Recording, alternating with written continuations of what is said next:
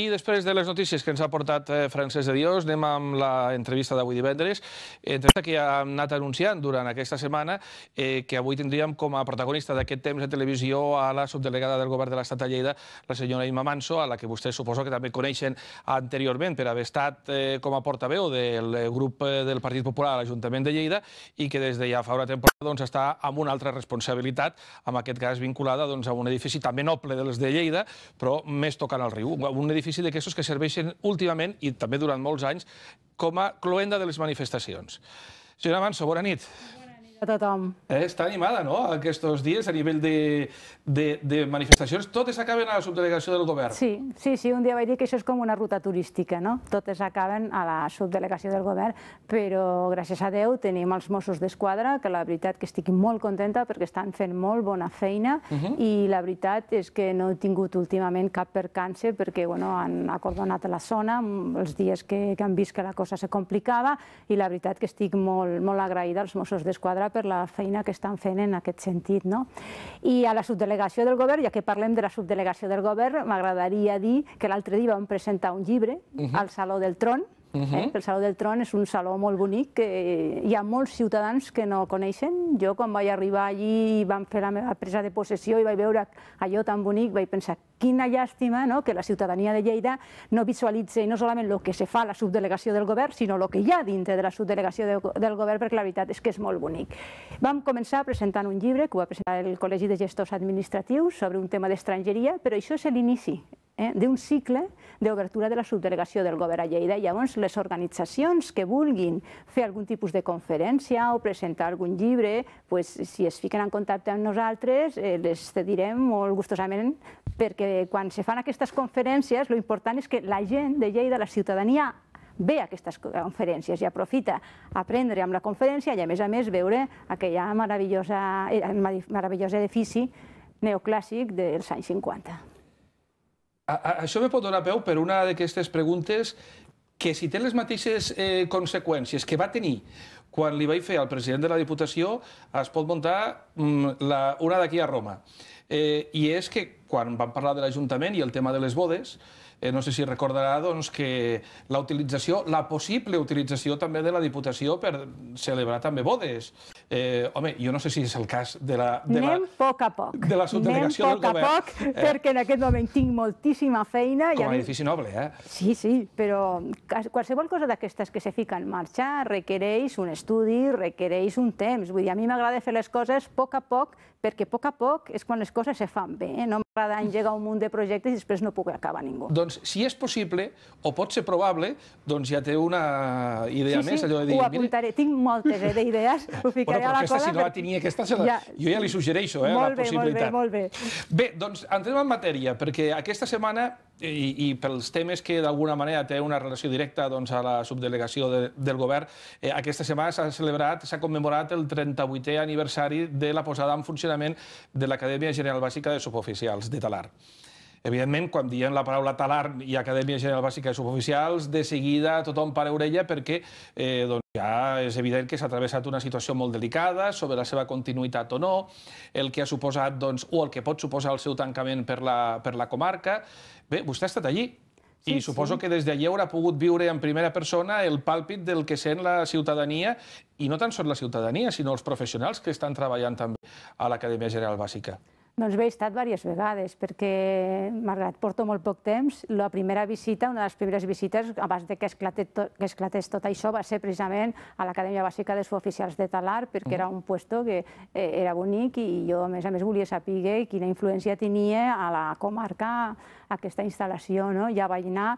Després, també, quan ja va esclatar el conflicte, ja me van convidar allí el Consell Comarcal i el Consell d'Alcaldes, perquè me volien exposar les seves reivindicacions. També vaig pujar, vull dir, i després aquesta ja és la tercera vegada ja, però aquesta vegada amb moltíssima alegria. No solament perquè celebraven el que celebraven, sinó perquè també hi havia una continuïtat de l'acadèmia que nosaltres mai havíem dubtat. Jo he de dir que sempre que se m'ha preguntat, sempre jo he dit que la decisió no estava presa. És a dir, i ahir hi havia un munt de persones que me van dir: Imma, nosaltres vam confiar en tu i la veritat va ser molt gratificant ahir estar a Talar perquè tothom estava molt content, la gent estava agraïda de que això hagués continuat bé i que comencin alumnes i doncs bé, vaig tindre molt suport en la tasca que s'havia fet des de la subdelegació del govern. Però parlem fins al desembre. Sí, bueno, és que en realitat... El 2013 què passarà? Bueno, en realitat hem de tindre en compte que estem en una situació de crisi greu, i jo crec que el que hem aconseguit ara és important, no? Almenys el prendre una decisió sobre un informe negatiu que havia pel tema econòmic dintre de Talar. Aquest informe diu que l'acadèmia continua la seva activitat com fins ara. Llavors, això vol dir que mentre no se digui el contrari, al desembre continuaran els cursos. Per això no ho diu explícitament. Continuaran de Pas a Cabo primer i a Brigada. Tots aquests cursos no diu que no continuen, diu que continuarà l'activitat com fins ara. El que passa que com no ho diu explícitament, jo no ho puc dir explícitament, no? Però, bueno, continuem parlant amb Madrid i intentant que la cosa continuï el millor possible. I cursant també aquelles més de 5.000 signatures que li van arribar, no? Sí, aquelles ja les vaig cursar, el que passa que la notícia va sortir abans de que s'enviessin les signatures. Vull dir que les signatures no van influir en la decisió perquè va ser abans la presa d'aquesta decisió. Bé, doncs un cop d'oxigen, en principi, per la comarca, com a mínim fins a final d'any, i després, si la cosa té una continuïtat garantida... La voluntat de defensa és que hi hagi continuïtat perquè són conscients de la importància que té a la comarca l'Acadèmia Bàsica de Suboficials. Sociològicament és molt important i econòmicament també per la comarca. Bé, doncs anem amb un altre aspecte, perquè aquest, si en principi el donem per amortitzat com un tema que ens tranquil·litza, anem a per un altre que no ens ha d'inquietar, però que es produeix cada any. Cada any, quan arriba la temporada d'estiu, aquest efecte crida per feina suposa l'arribada a les comarques de Lleida de persones que volen incorporar-se al treball des del punt de vista del camp. Clar, això suposo que deu determinar un determinat també control per saber si aquestes persones estan en situació irregular o no. Com es gestiona des de la subdelegació del govern tot aquest moviment que es genera al voltant de la fruita? Doncs bé, per sort, quan jo he arribat aquest any com a novata, ja feia anys que se feia aquesta campanya, per la qual cosa havia algunes coses que l'únic que hem fet és repetir el que havia funcionat els anys anteriors, i si havia hagut alguna cosa que no havia estat massa bé, el que hem fet és intentar arreglar-ho. Llavors, al principi de tot, al principi de maig, se fa una reunió en què se reuneix els sindicats perquè expressin una mica què és el que pensen d'aquesta campanya, quines dificultats pensen ells que pot haver. Després, més endavant, se fa una a les forces de seguretat, ja per quedar amb totes aquestes que se farà, com s'actuarà, i després l'última que s'ha fet és amb els alcaldes de la zona. Doncs bé, en aquesta reunió se van tractant coses diferents. La primera, amb els sindicats, ells van manifestar la seva preocupació pel tema que no es contractés a gent per sota del preu de conveni, perquè això és molt difícil després de poder demostrar, perquè clar, quan una persona no se li fa contracte és fàcil perquè diu, bueno, on està el contracte? No hi ha contracte, no? Quan una persona se li paga per sota de lo que diu el conveni és molt difícil, no? Nosaltres, de totes maneres, aquest any farem 200 inspeccions de treball precisament per vigilar que tothom compli les condicions i que tothom jugui en la mateixa baralla, no? Però, bueno, això d'aquí m'agradaria fer una crida a que si algú coneix que a algú se li paga menys del que se li té que pagar o un mateix nota que no se li està pagant el que se li té que pagar, doncs que una denúncia, perquè nosaltres farem 200 inspeccions de fet, com si diguéssim. Però després estem oberts a qualsevol tipus de denúncia perquè tothom jugui, com ja he dit, amb les mateixes condicions. Vull dir, això és un tema important. Després també, després d'aquella reunió, ells me van manifestar, les associacions agràries, els sindicats, que no necessitaven ningú més. Llavors jo, després d'aquella reunió, vaig dir a tothom que aquí ja teníem a tot el món que necessitaven, a totes les persones que ens feien falta, i que no vingués ningú més, perquè no el podrien contractar. I a més, m'agradaria afegir amb això que aquest any no s'han fet contractacions en origen noves. Perquè amb el tema de les contractacions en origen hi ha molt enrenou, no? Perquè si hi ha gent aquí, se porta gent de fora... Doncs bé, la llei diu que si una persona ha portat més de dues campanyes o més venint aquí a treballar, tenim l'obligació legal de contractar-lo. Si no, si és gent nova, el que tenim que mirar és que abans de contractar-lo que no es pugui suplir aquesta gent amb gent d'aquí, amb gent del SOC. Llavors, això ho hem portat a rajatabla i no s'ha contractat a ningú més que ja no tenia opció de vindre per llei.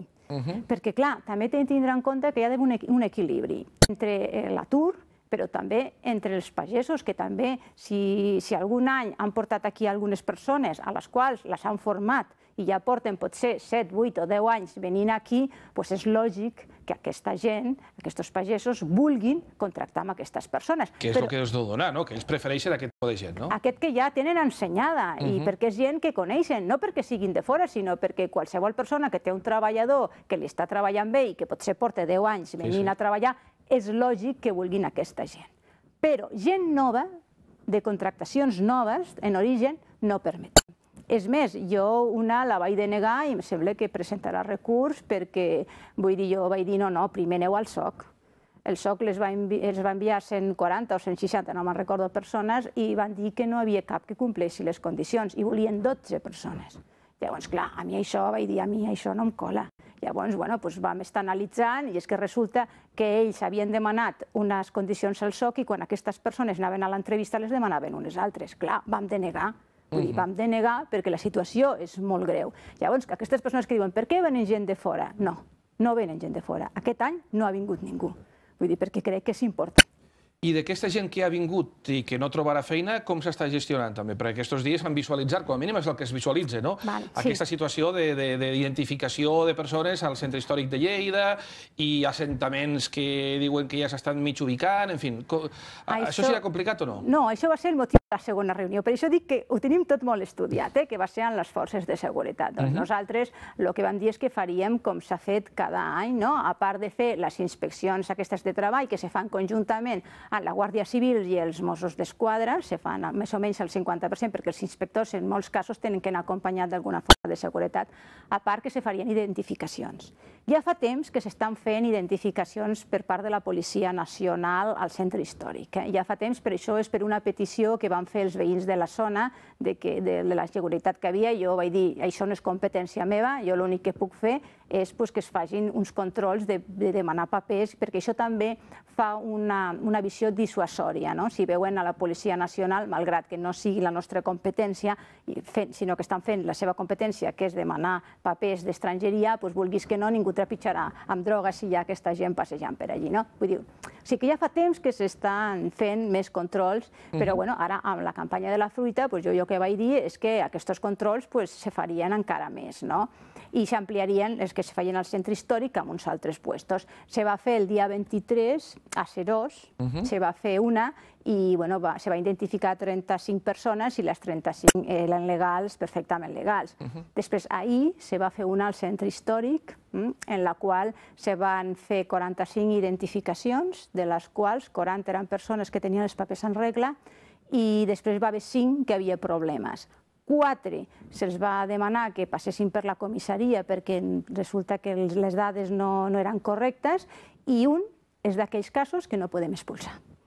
Que no es pot expulsar? No es pot expulsar. Què passa després amb aquestes persones que, diguem, estan en una situació irregular al nostre país? Què passa després? Com se gestiona això? És molt complicat d'expulsar amb algú en aquest país. Per què? Perquè la llei d'estrangeria és una llei molt garantista. Clar que té el seu procediment sancionador, com totes les lleis, però és molt garantista.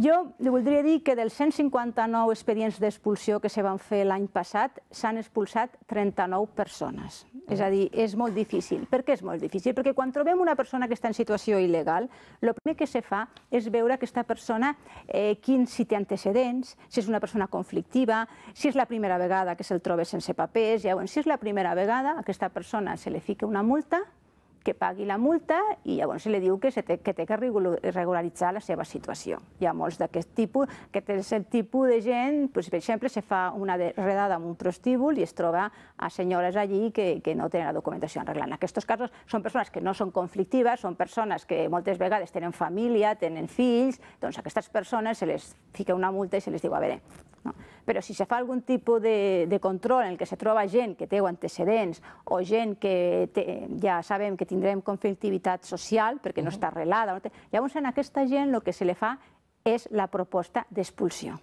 I aquí és on ve el problema. Una vegada una persona la vols expulsar del país, no la pots deixar pel carrer. La tens que portar a un centre d'internament d'estrangers. que aquí... És el que hi ha a Catalunya, a Barcelona. A Barcelona. Però és que si és una dona, s'ha d'anar a Madrid, perquè aquí no hi ha. Però el problema és que en aquests centres solament poden estar 60 dies. Si estan més de 60 dies, els tenim que deixar lliures. Què tenim que fer en aquests 60 dies? Primer, tenim que averiguar de quin país és. Això no és fàcil. Aquest que dic que no podem enviar al seu país és que no sabem de què país és. I ell no ho dirà. Clar, ell no ho dirà. I si ho diu, perquè a vegades ens trobem gent que diu de quin país és o té documentació del país, però l'ambaixada no el reconeix. Si l'ambaixada no el reconeix, nosaltres no el podem ficar en un avió i enviar-lo cap allà. Llavors, hi ha moltes persones que a quin país, sí, el tries fora, però a on? Que la fiques a la frontera d'Andorra? Vull dir, això és complicat. Després hi ha uns altres que tenen causes pendents en la justícia, i no una, sinó diverses. Va haver uns anys que la gent el que feia és fer petits robatoris que no es poguessin treure del país. D'això també tenim. I si són diferents causes, tenim que parlar amb diferents jutges que autoritzin que aquesta persona surti fora del país. I després també que, depèn d'on siguin, costa un temps trobar una ruta, perquè si són de Rússia o són de Marroc ho tenim molt fàcil, però si són de Senegal i si són de Somàlia, clar, no hi ha un avió cada dia. Vull dir, és complicat. I després me passen a mi la proposta perquè la signi, que això sí que va ràpid, Però això és el que va ràpid. Però clar, si durant tot aquest temps han passat els 60 dies, aquesta gent surt al carrer. I un dels que vam trobar ahir és d'aquestos que estan en aquesta situació que el van tindre que deixar marxar. No té papers, no té res, no pot estar més temps al centre perquè ja ha estat els 60 dies i no sabem on enviar-lo. O sigui, aquest senyor no té papers i no se pot actualment amb la legislació vigent fer res. Serà una d'aquestes persones que si té algun problema sanitari tampoc podrà accedir dintre de 4 dies a la sanitat pública, perquè estarà en una situació irregular. Per urgència, sí, evidentment. Sí, però sí, no se podrà fer una operació de maluca a Espanya, per exemple. No s'ho podrà fer. Subdelegada, hi ha un altre aspecte, el tema vinculat a la immigració, per anar molt ràpid, Ara me'n recordo d'una altra cosa d'aquest tema de la campanya, que no m'agradaria que es quedés fora del tinter. Sí. La campanya de fruita. No, perquè hem parlat de 2 reunions, si no hem parlat de la tercera. Anem a la tercera, breument. La tercera és amb els alcaldes, que això és important, perquè els alcaldes moltes vegades fan les altes a la Seguretat Social, els alcaldes no, la gent que abans se feia uns plans d'ocupació del SOC, i aquest any sembla ser que hi ha cert problema i potser se tindrà que agafar gent de l'atur i pagar-li la diferència, que ho farà la Diputació, se tindrà que formar persones noves. Llavors nosaltres, des de la subdelegació del govern, el que hem fet és organitzar el dia 12 una sessió perquè tant aquestes persones que s'incorporin a ampliar aquests papers o qualsevol persona que vulgui l'Ajuntament en qüestió, nos l'envia a la subdelegació i nosaltres li fem formació perquè pugui fer aquesta tasca. Quina tasca és? Fer altes i baixes de la Seguretat Social, perquè malgrat això moltes vegades nos ha ajudat la Generalitat a omplir els papers, en realitat la competència de donar les altes i les baixes a la Seguretat Social, com tothom sap, és de l'Estat. Llavors donaríem aquesta formació, donaríem formació d'estrangeria, perquè coneguessin la llei d'estrangeria, quines diferències hi ha entre comunitaris i no comunitaris, això faria gent d'estrangeria, i després la Policia Nacional donaria informació sobre la documentació que tenen que tindre aquestes persones, perquè, clar, hi ha hi ha casos de falsificacions, doncs perquè la gent que agafi la documentació pugui tindre un mínim de sàpiga si un document està falsificat, si no està falsificat, què és un NIE, què és un TIE, és a dir, què són tots aquests documents que fan falta, és a dir, una classe completa per agilitzar tots aquests tràmits de la campanya. Molt bé. I sense... A veure, deixant la campanya però no deixant la comarca, perquè durant aquests dies, dintre de la zona del Segrià i del Baix Segrià, doncs s'ha donat aquesta circumstància que determinats, no ajuntaments, però sí veïns dels ajuntaments, han vist que la seguretat que tenien pels seus estris o per les seves propietats no era l'adequada ni la suficient i s'han organitzat amb unes patrulles nocturnes per donar un cop d'ull i fer una tasca, diguem, dissuasòria davant de possibles lladres o presumptes lladres. Ja sap, hi ha hagut una persona que va morir d'un infart, en fi, tot plegat és una situació una mica típica que des de la Generalitat s'està beneint. Fins i tot avui també el president de la Diputació ha considerat que això no està malament. Amb aquest aspecte, des de la subdelegació del govern, això com es veu? Això és una manca d'efectius? Estem parlant d'una manca d'efectius per part dels Mossos d'Esquadra? Es podria donar el cas que des de la subdelegació de l'Estat, del govern de l'Estat, es podia donar un cop de mà amb les forces que ja es tenen, vull dir, encara que la competència sigui de Mossos d'Esquadra, Guàrdia Civil, Policia Nacional, per intentar equilibrar una mica el tema i que no haguessin de patrullar persones que no tenen ni la formació ni l'experiència per fer-ho? Doncs bé, moltes preguntes, però moltes preguntes en una. Començarem pel final. Des de la subdelegació del govern hi ha molt bona col·laboració, com ja he dit abans, amb els Mossos d'Esquadra, perquè he dit que és exquisita, la paraula seria exquisita, la col·laboració. I després, tant la Policia Nacional com la Guàrdia Civil té molta vocació d'ajudar al públic i en general i a la ciutadania, i jo crec que ells estarien encantats de fer aquesta tasca. I jo estaria encantada d'autoritzar-les si m'ho demanessin. Vull dir que amb això no tindrem mai cap problema. Qui li hauria de demanar? A mi, qui m'ho tindria que demanar? La conselleria? Sí, se suposa que tindria que ser una mica, però jo suposo que això no se faria solament a Lleida, se faria a nivell de tota Catalunya. Però jo estaria encantada de la vida de col·laborar, perquè tot el que sigui bo pel ciutadà és bo per la subdelegació del govern, és bo per la Guàrdia Civil, per la policia, pels Mossos, pel govern de Catalunya, vull dir, és bo per tothom. Hi ha prou efectius també de Guàrdia Civil i de Policia Nacional per reforçar aquests dels Mossos d'Esquadra? Bueno, se podrien demanar d'uns altres puestos que potser no tinguessin aquesta problemàtica que hi ha aquí. Vull dir, jo crec que no s'apanyaríem. Vull dir, si ens demanéssim ajuda, segur que l'obtindrien, no hi hauria cap problema. I tirant cap enrere el tema dels sometents, com el veu?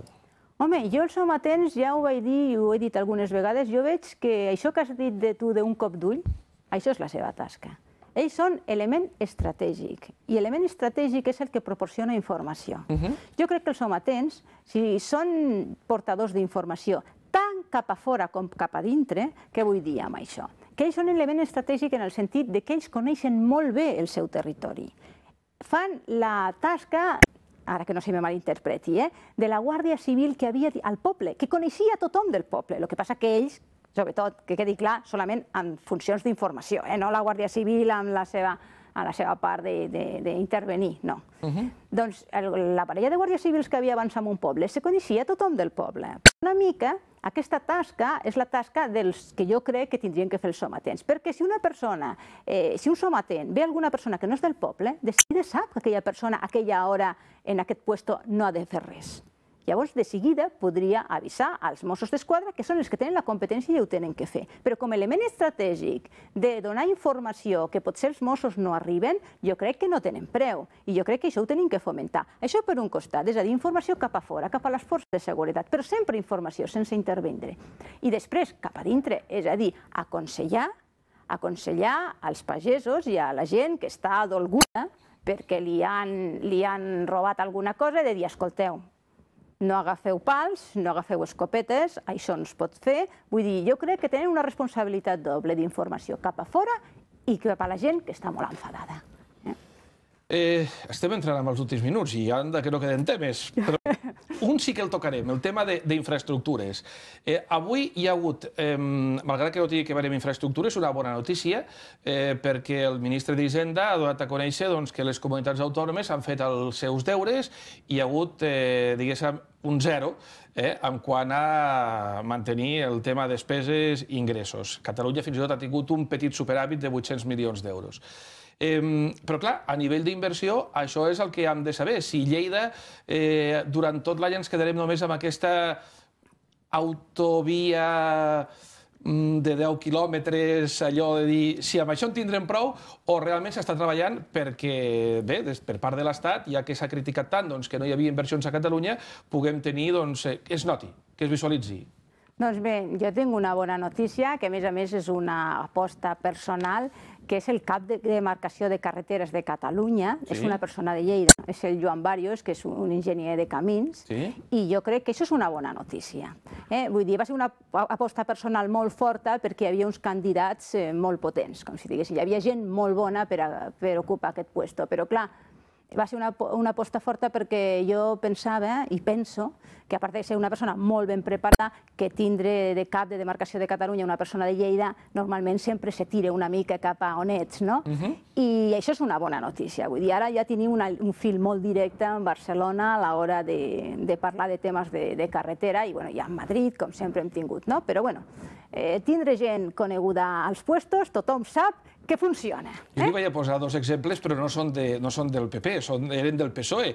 Un, Felipe González, quan va tirar l'AVE Madrid-Sevilla, doncs allò va tirar cap a casa, i un altre, que aquest sí que és de Lleida, quan el Josep Borrell va estar de ministre, que bé, les carreteres de la comarca van quedar fantàstiques, les que tenien una dependència a nivell de l'Estat, la canalització i l'inici també de l'autovia, vull dir que...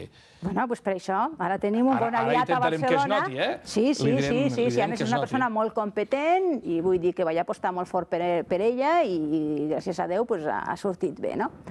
Una vegada donada aquesta molt bona notícia, crec per les Terres de Lleida, doncs bé, tenim l'autovia aquesta fantasma, no? Què diuen? Diuen. La veritat és que jo aquesta autovia, aquest tram, jo ja m'ho vaig trobar fet. Vull dir, això va ser una decisió que jo no hagués pres, vull dir, jo primer hagués fet com és lògic i natural, des de Lleida a Rosselló, que és el que tothom pensa, però jo me'l vaig trobar fet. Llavors, una obra, quan s'acaba, s'ha d'obrir, entre altres coses, perquè aquella obra o aquella carretera té que tindre un manteniment. Fins que no s'obre, és a dir, fins que no s'entrega l'obra, no comença el contracte de manteniment i no comença la garantia.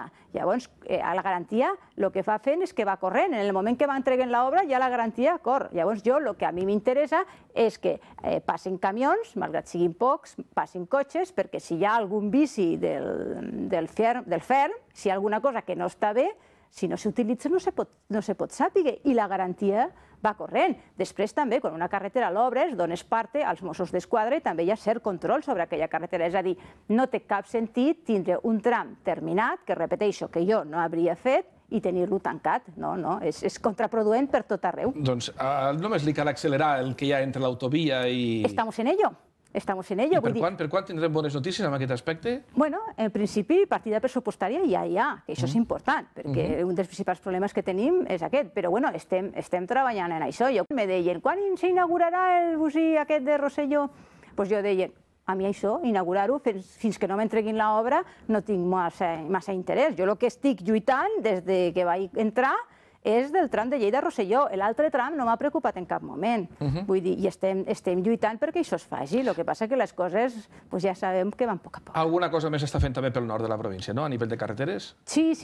Bueno, ara des de la Seu a Andorra, allí s'està acabant ja un túnel i sembla que el dia 11 sí, el dia 11 ja se comença a asfaltar, per la qual cosa ara ja la setmana que ve se començarà a fer desvios perquè se pugui fer aquest tram que també s'està fent i al novembre o així estarà acabat i tota l'obra, el 2013, se creu que també s'acabarà. És a dir, se van fent coses. Aquí hi ha 62 milions d'euros per fer infraestructures i coses a la província de Lleida, solament en carreteres. Si fiquem ja uns altres temes com Segarra-Garrigues, etc., ja són 170 milions d'euros. Vull dir que no és la meravella, però tenint en compte la situació en la que ens trobem, jo crec que està prou bé. El que ara s'ha de fer és gastar bé aquests diners.